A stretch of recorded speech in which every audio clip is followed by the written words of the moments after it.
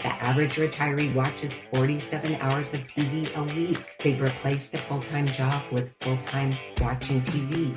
50% of people are not mentally or emotionally prepared or socially prepared to move into retirement. We hear so many people say, oh, when I retire, I'll get healthy. Or when I retire, then I'll find a significant other. When we put things off like that, we already have perspectives and patterns in place that can work against us. Let's start step by step, experimenting, putting things in place so that we can move into this next chapter, feeling empowered, feeling clarity, feeling confidence and conviction around what that next chapter can look like. Did you grow up with this? Kids are to be seen and not heard.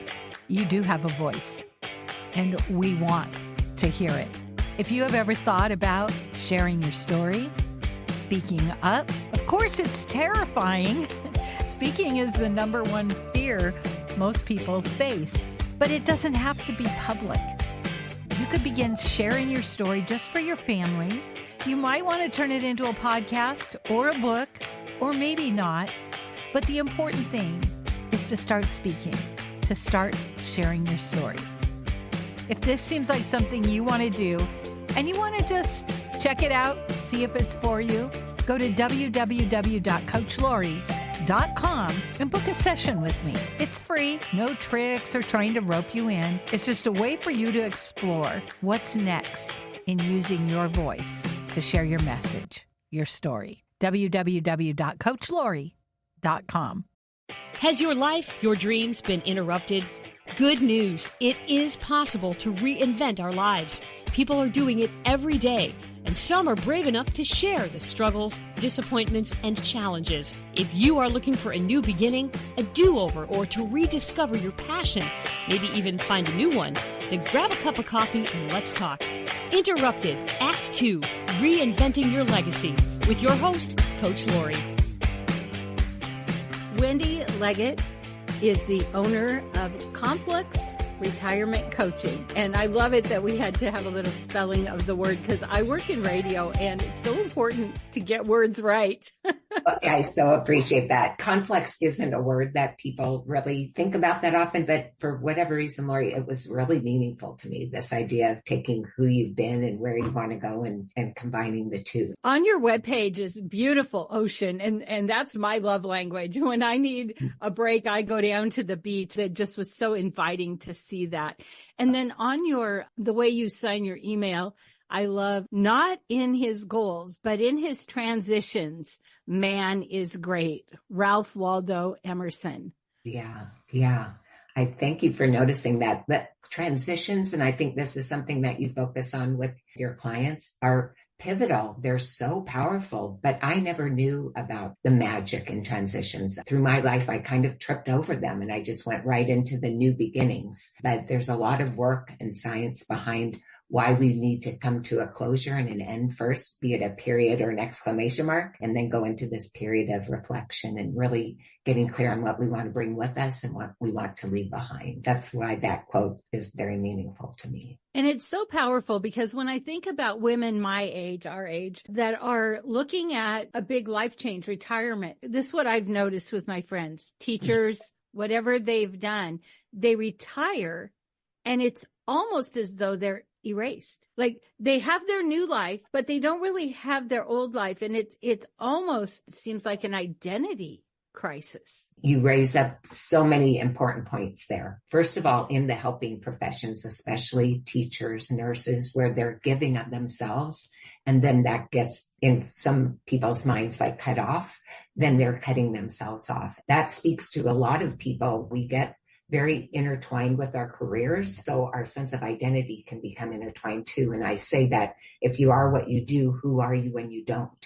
And if we don't have that insight and we don't have that space and grace to allow ourselves to see, well, we've never changed. The true essence of who we are has always been there, but yet we've had these roles. So let's separate the role from our identity so that we can then carry forward in a very powerful and empowered way and yet not take things with us that no longer belong. That applies at every life stage and transition point. I often hear people say, I'm just going to power through. I'm just going to move on. Yes. To them, that feels really brave. And it almost feels like taking that time to transition and reflect almost feels in a statement like that, like a weakness. I think the work by Brené Brown, where she speaks about vulnerability, is really courage. I think that's a breakthrough to really put the spotlight on that when we open up and we say, I don't know, or I'm not sure, that really is an act of bravery, but it's not an act of weakness. I think that right there is something to reflect upon. We do start to feel, I've had this come up from clients where they feel, like you said, erased or invisible. That's really our perspective. I've kind of reflected it back and say, well, are you invisible? No, the response is, well, no. Well, then let's move into what's needed to bring you back into the light, or what's needed to not have you feel that way any longer. The work that I do, and I know that you do as well, is really getting beneath those feelings. Where's that coming from? Because when we can excavate that, then we can really open up the world of possibilities. But if we do just power through, which in the baby boomer generation, we were raised to power through, right? No pain, no gain, work harder, put in those hours. And there's still a lot of value behind that. And there's a lot of importance behind that. It needs to be in balance though with what's happening beneath the hood. What are our emotions? How are we feeling about things? Because we know that our emotions lead to our thoughts, lead to our beliefs, lead to our actions. I love that point you bring up because, when I work with ladies my age, they are the boomers. And not only were they told to buck up, press on, they often didn't have a voice. So like in situations with abuse or domestic violence, they didn't have a voice. And so now they're seniors or they're getting into their senior years. And they may have done some counseling, but there's still this conflict of where I see millennials who are able to talk about trauma, talk about their feelings. And yes. For women, I'll say women our age, that can still be a bit of a challenge, even when they've done the work in the counseling, because it's so ingrained. And that's why when I was looking through your work, is coaching is all about transitions.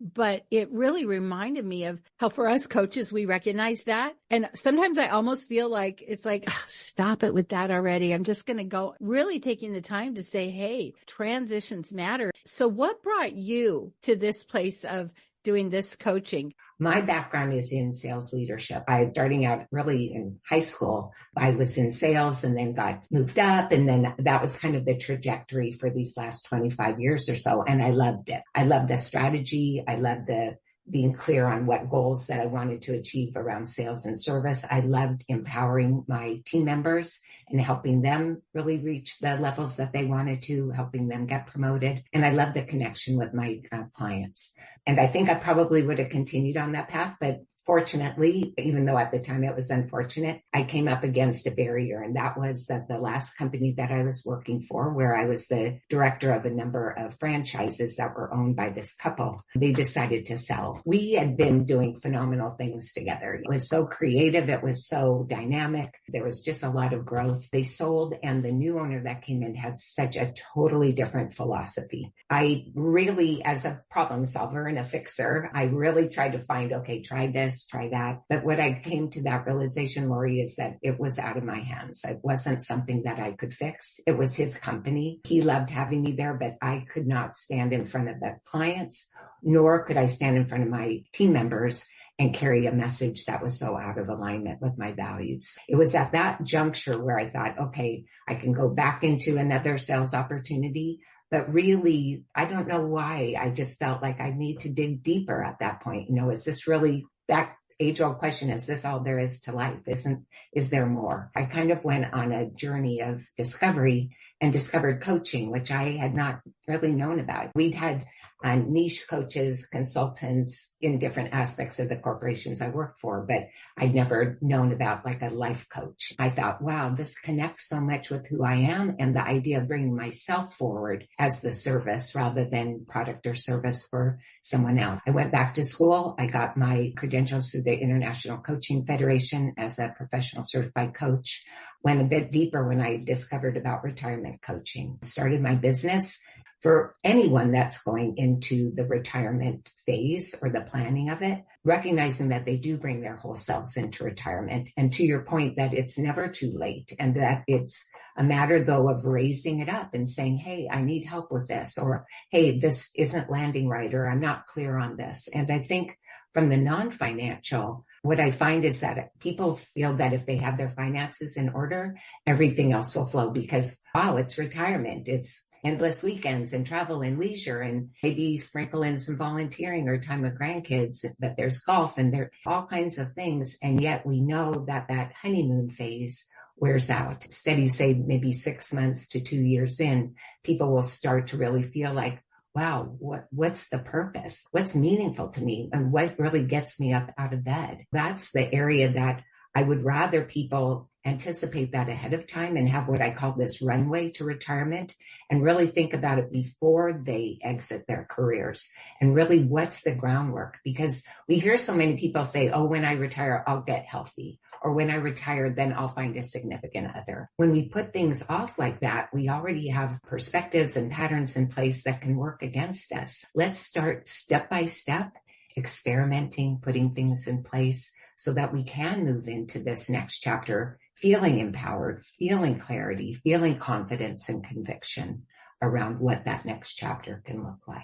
When I first became a coach, one of the niches I worked with a lot was empty nesters, because I was on my way to the empty nest and I would see so many people who felt like it really correlates to retirement. Like, yes, this is it. Now what? I would do the same thing. Here's a runway. Let's start looking at, it was before internet. Let's start looking at magazines. Let's start seeing what you're interested in. Let's see what brings you life so that when you get there, you already have sort of a plan. You don't have to then go back to school. This speaks to that concept of reframing, that it's so powerful. And I didn't know about this until I entered into the coaching world. So you're speaking to that idea of lack versus abundance, feeling that we have loss versus gains. We can really step into this next chapter if we're planful and if we have our eyes wide open and if we get the support that we need, we can step into it with that clarity and with that confidence. But if we step into it already with these boundaries, these guardrails around it that confine us, that they don't support us, then our world, we know it's going to get more and more narrow. I don't want that. I want us to step into it and have that pattern in place that we're always looking at the possibility, that we're open to the pivot, that we see the beauty in a pitfall and the gifts from it, and that we can springboard off of it. But it is a mindset. It is a perspective. Some people go into retirement with this rose-colored glasses, endless weekends, and some go in on the other end of the spectrum with this 1 foot into the grave. And what I want is realistic optimism. I want to bring us into the middle. I want to live in the gray. It's not black or white. It's not in or out. It's really just another chapter in your book. You're not starting all over. You're taking all the strengths, all the passion, capabilities, everything that you have. And then you decide, okay, what doesn't fit any longer? So really taking a closer look and saying, what do I want to let go of? And what do I want to bring with me? And that touches upon, circles back to you and I talk about transitions, because that's what transitions are all about. You're probably aware of the work by William Bridges, very prolific around transitions. And he talks to the 3 stages. We start with the end.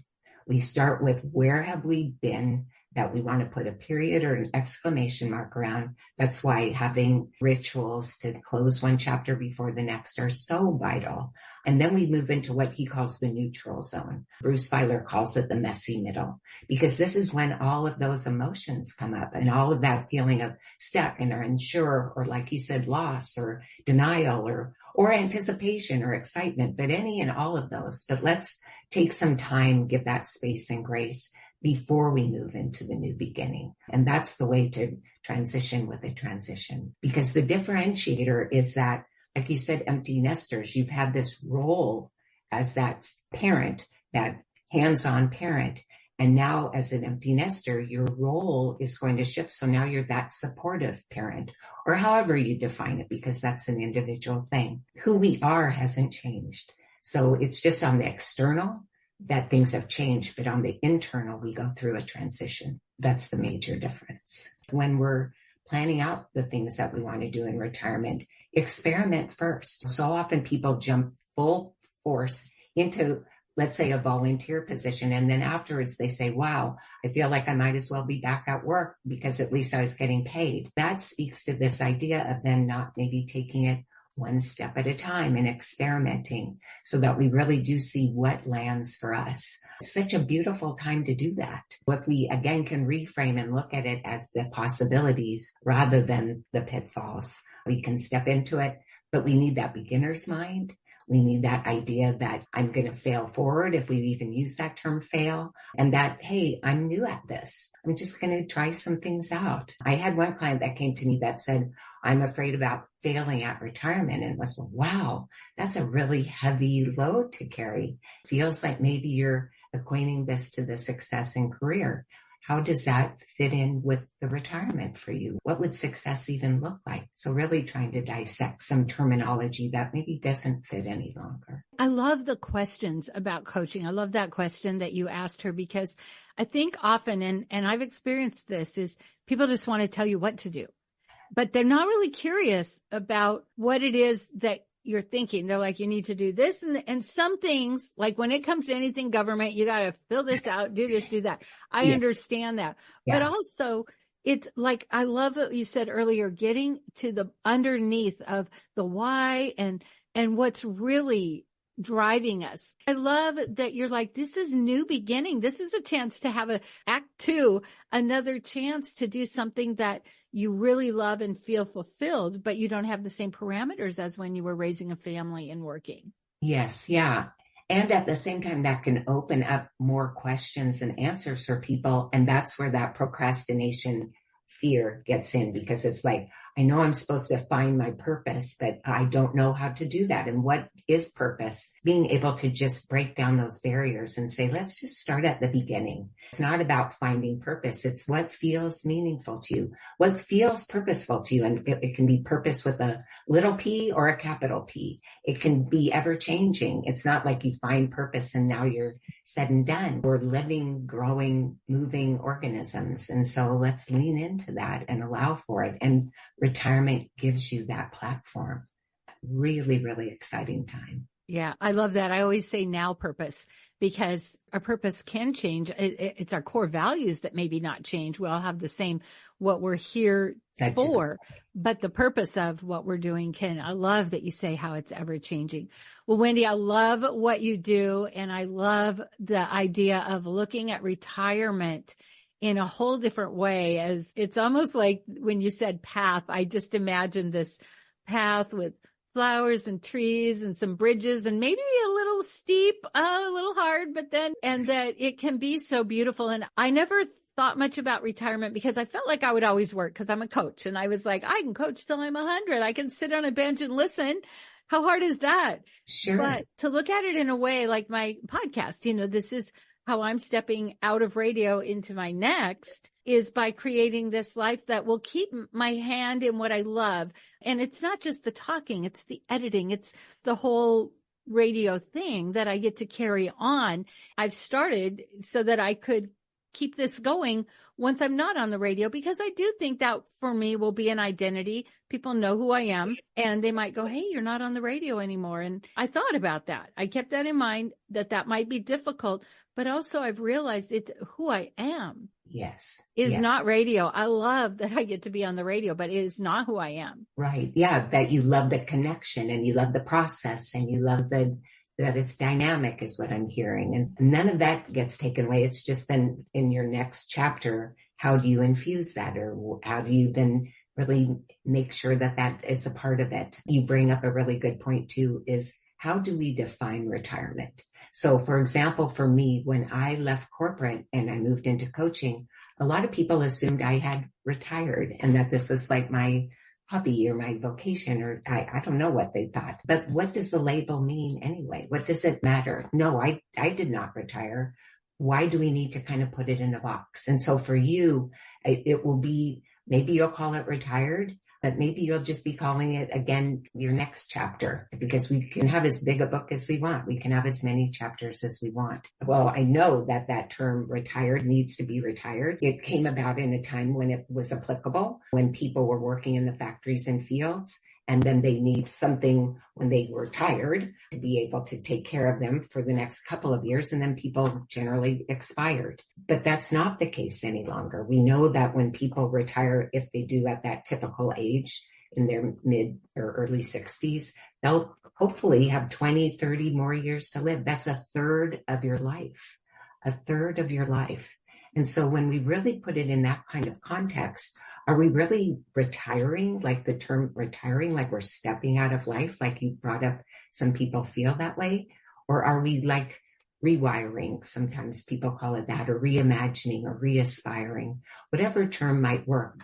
But the bottom line is, how do we define retirement for ourselves? I had one client come to me who was planning for retirement. We started working together. It became very clear very early on that she wasn't interested in retiring, but she felt so much pressure from family to retire. They had all retired in their early 60s. So they kept kind of putting this pressure on her. That moved her into that retirement by default rather than design. And I speak so much about a retirement by design, not default.